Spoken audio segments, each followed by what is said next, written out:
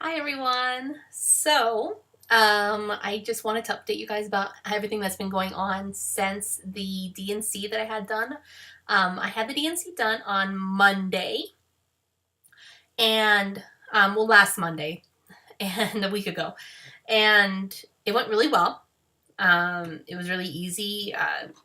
Doctor was great. The whole staff actually at the surgery center was really great. They made me really comfortable, and that went really well. Tuesday I took off work also to recover, but I didn't really need it because I was just a little bit tired, but I felt fine otherwise. Didn't really have much pain at all. And honestly, I did have some bleeding afterward a couple days later, but nominal. I knew it was only a couple days long. I counted it as my new cycle, but I don't really know if it is or not. Probably not. I don't know. I really don't know how any of this stuff works after the DNC. How to chart that or whatever. So, did the DNC on Monday. I had to go back in on Wednesday to do more blood results. And I went in for the blood results in the morning. I got my results about an hour or two later. And I always get my results before my doctor does because I have a little email app thing that the hospital makes. So I got the results, and it was actually the highest that it had ever been. It was in the high 80s, which is not good because the HCG was supposed to drop after the DNC. It wasn't supposed to go up again. So that obviously pointed to an ectopic pregnancy. And I talked to the doctor, and they had me come in immediately for an ultrasound in the middle of my workday. So I went in for the ultrasound, and they found tiny little pregnancy, and it was in the tube. We saw the tiniest little gestational sac too, like just a little speck, and it was only about 1 centimeter in diameter in my tube, so it was still safe at this point. But I guess when it gets to 3 centimeters, that's when it's an issue. So I mean, it's not that far from becoming an issue. And just as I got in there, the DNC results came back, and obviously they had not found anything in the tissue, which meant that there was no pregnancy in the uterus, obviously. So with that, they immediately had me go to the doctor at the hospital and take methotrexate. Now, methotrexate, if you don't know what that is, it's basically, I guess it's like a light form of chemotherapy. So it will kill off cells and keep them from reproducing. So it effectively stops a pregnancy. And I went into the oncology department. I waited with everybody else who's getting chemo. And they gave me my dose of methotrexate. Well, actually, it's 2 doses because they stick it on each side of your ass. Is the way they put that in. So I guess it's just 1 round of methotrexate. And since then, they had me do my blood again on Sunday. And my HCG actually went down 50%. So that was really good. Because they want to see it go down now. And they are having me go in again on Wednesday, so Christmas Eve, to get my results again. And they're expecting it to go down another 15 to 20% at least is what they want to see. If not, all the way down to 0 or close to 0. So, with that being said, I mean, they really nipped it in the bud really fast. And another thing we've been kind of toying with, my husband and I, his family, well, his parents specifically, are very devout Catholic.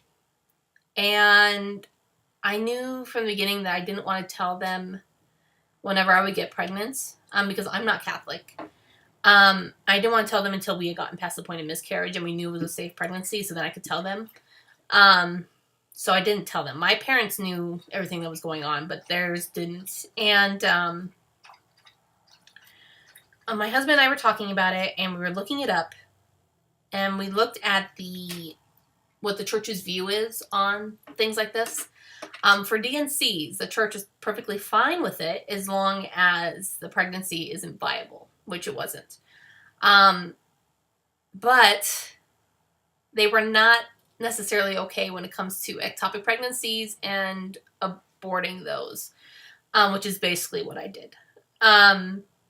So basically, the way they would look at it is that I was killing a live thing. And I don't necessarily agree with that. But obviously, they'll probably see it differently. So my husband was just kind of saying that maybe we should just tell them I had a miscarriage and that's it and not say anything else. But, I've been thinking about it and I just decided I'm just going to tell them exactly what happened the way it happened. And that's because, I feel like if I'm lying to them, then I'm like saying that I'm ashamed. And I'm not ashamed of what I did. And I'm not ashamed of anything, how it worked out. Honestly, it was the best thing for me, health-wise and fertility-wise.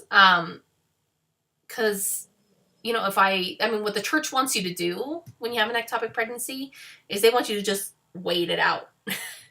And then if it gets to a point where it gets huge and you need to remove your fallopian tube, then you can do something about it, which is basically getting surgery and removing your fallopian tube.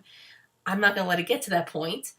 One, because it's dangerous.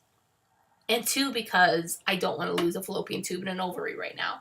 It already took me 15 months to get pregnant. For one pregnancy. It's just going to be so much harder without an ovary and a fallopian tube. So it was just the best choice, I think. And I also just don't want to risk my life, obviously, for it. And hopefully by keeping the ovary and the fallopian tube, I should get pregnant again easily. So hopefully whenever we tell them, which will probably be, it might be on Christmas. We're not going to like actively go, hey, by the way, but it's constantly a subject that comes up at my in-laws' house. So it's probably going to come up and I'll probably end up telling them, but I'm not going to actively go out and just scream it from the rooftops. So either they'll accept it or they won't. We'll have to see how that happens. But hopefully they are understanding that it was a better choice in the long run if they want to have future grandchildren like soon. So, let's see. Other than that, I don't know what the next step is. I've read that it can take up to 6 weeks to have your period again after a D&C. It seems long to me because that was kind of what my cycles were before, and I've done that for so long that I just don't want to do that again. So I don't know if my doctor is going to let things run its course or if he's going to push it along a little bit. He says he's pretty aggressive, so I have a feeling he might push it along a little bit. But I don't know. We'll see. After they get my next blood results, I'm going to ask them what the next step is and when we can start trying again and all that kind of stuff. Other news we have, she's in my lap. We ended up picking up another puppy to take place of the one that I lost. My other dog, he didn't seem necessarily upset about being alone, but I've always had 2 dogs, so it just felt weird to not have another dog. Oh, excuse me. So here she is. Let me see if I wake her up. She likes to sit in laps. Oh, here she is. It's Olivier. Yeah. She's all tired. She's a little Shar-Pei mix that we rescued. She is about 9 weeks, almost 10. She's sleepy. She really likes laps and she's really, really sweet. We're just crate training right now and she's doing pretty good with that. But she's a real sweetheart. Let's see, other than that, Christmas is right around the corner, so I hope that everybody has a really great holiday, whatever you celebrate this time of year. And I hope that everybody has a really good New Year as well. So I will let you guys know whenever I talk to the doctor and what the next steps are. And I will talk to you guys later. Bye.